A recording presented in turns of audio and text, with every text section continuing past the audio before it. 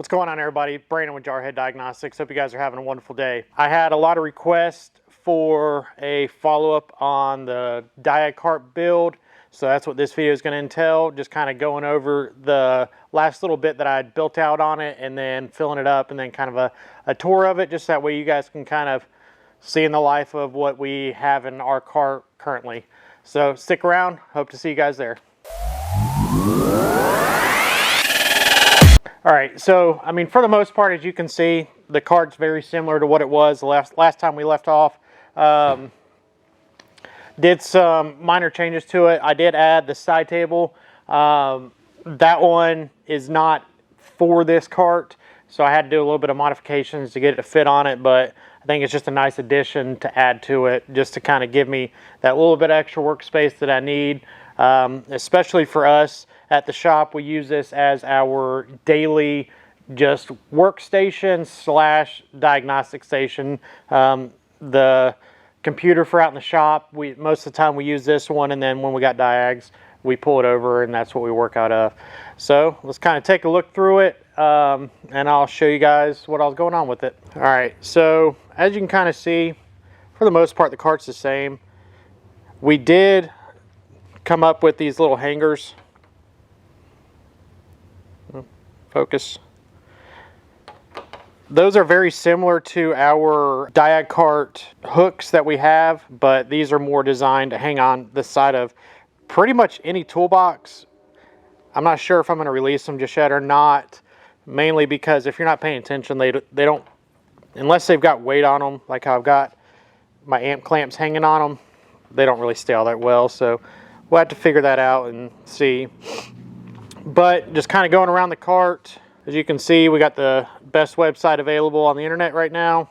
We have the Alta Ultra on it. It's after work, so we got some little drinkity drink. And then we've got our diagnostic dice. We use that for those hard to diagnose vehicles. I just kind of shake that and it tells me what I need to do. Sort of like plugging in a scan tool, it just automatically tells you what to do. That does the same thing. The boom has been holding up actually really well. I 100% love it. Love being able to mount the scope leads up top out of the way. We've been using it either with our Pico or the ATS shop rags.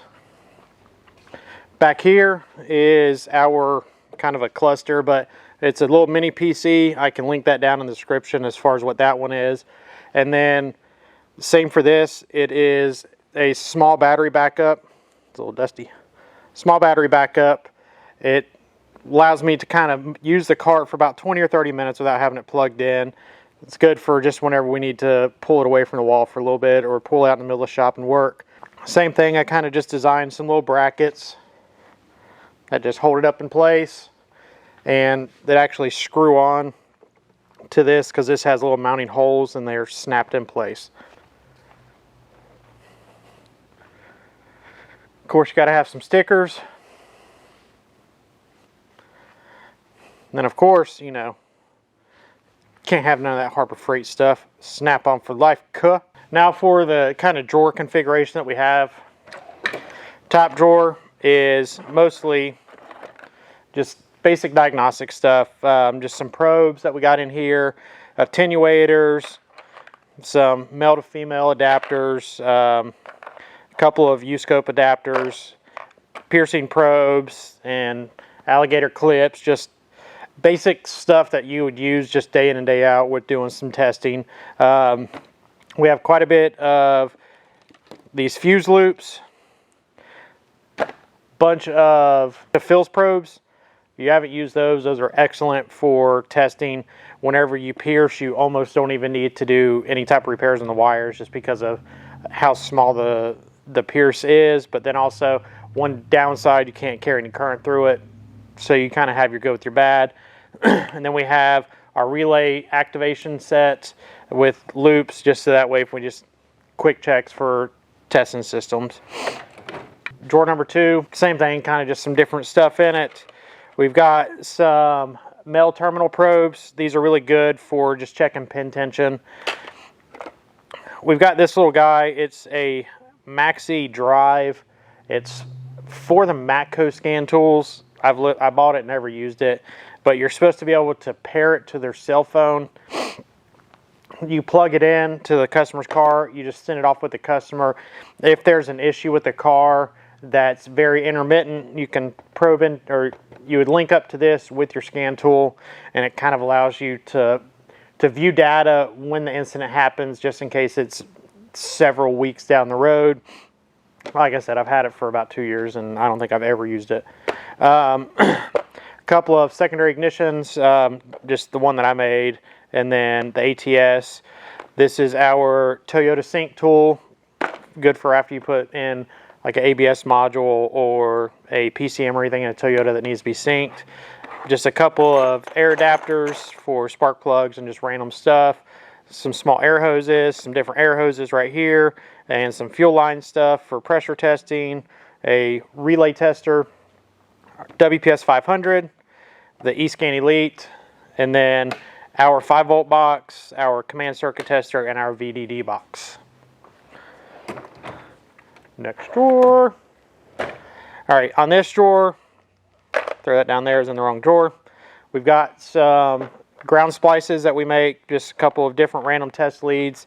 Probably my most used tool ever is a knife. A couple more test leads, just random stuff. A lot of these are breakout leads. So like this whole set of breakout leads is actually, whenever I was at Kia, whenever they first came out with these, each technician actually got their own set, especially we went to some of the electrical classes, and that's where I came out with these. These are from AES Wave. They're pretty good for testing, like breaking out some of the earlier comms. You can break them out individually. And then these are some Warwick breakout leads, and then these are some, came with one of the oscilloscopes that I have. I don't remember which one it was. Next drawer down, we've got some secondary ignition clamp style. We've got a secondary paddle for the Pico. We've got another secondary ignition for both of these are for the BNC Plus. For whenever the vehicles are just being a pain in the butt. We've got our grenade style VA sensor and a normal one, but it's our older style. Some test lights. And then we've got some of these. Use these on coil unplugged vehicles. If you're having issues getting the secondary ignition with a wand, you can use this, pull it up out of the where it's at down in the spark plug tube, and then you can use just the clamp on style to clamp on in view. Next drawer is kind of Pico leads. We've got just standard the BNC Plus leads. We've got a couple of more amp clamps. We've got the BNC Plus amp clamps high and low, and then just another low amp clamp, a couple of BNC leads right here. Just basic lead drawer. This drawer, we've got the ATS tablet here. Use it with our eScan, and then also with the eScope Elite. But we've got this on this bracket, so that way if I want to mount it up on the boom, then it's just a quick mount up onto the boom. And then we've got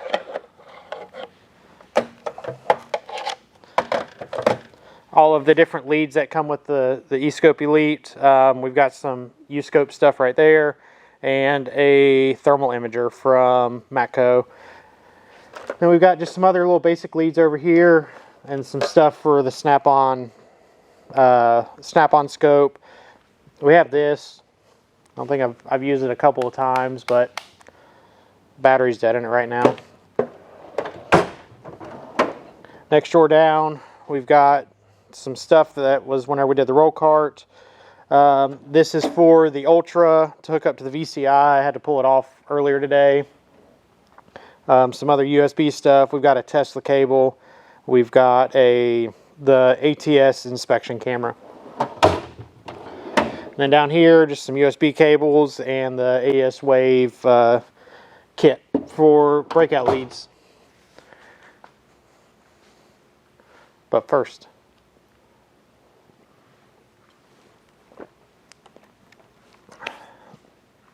So that's kind of just a down and dirty walkthrough of the cart. Definite improvement for us in our shop from the 5-drawer that the US General 5-drawer.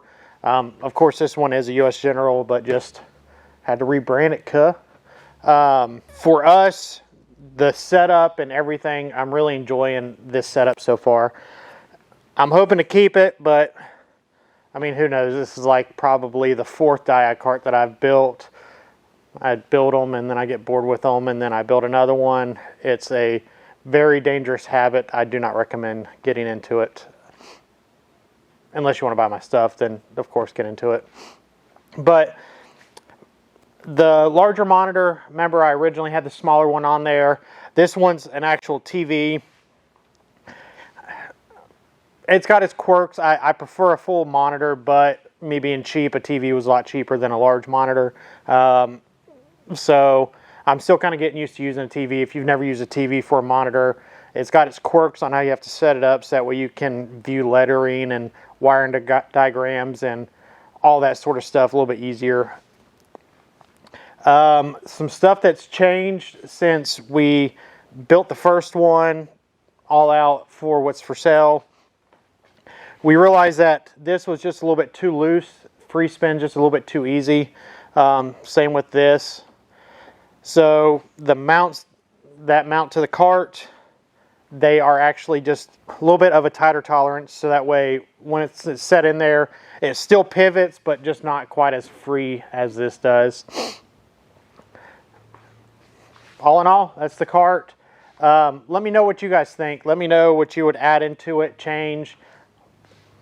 If I did it stupid, just say, Brandon, you did it stupid, and let me know. For some people that were asking about running the BNC Plus into the boom, we haven't really had any issues because for the BNC Plus leads, all they do is just snap in place. Snap in place, they work fine. They work like they're plugged into the scope like normal. The only time that we find it kind of, I wouldn't necessarily say cumbersome, but just not as easy flowing as that, is whenever we have to use a BNC Plus item similar to the amp clamps.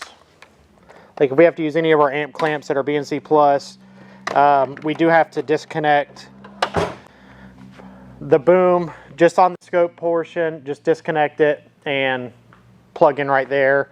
So it does kind of make it to where you can't use the boom for that aspect. But I'm taking the good with the bad. I'm still getting the up high mounting for, I'd say, 90% of the jobs that we do, and I'm okay with that.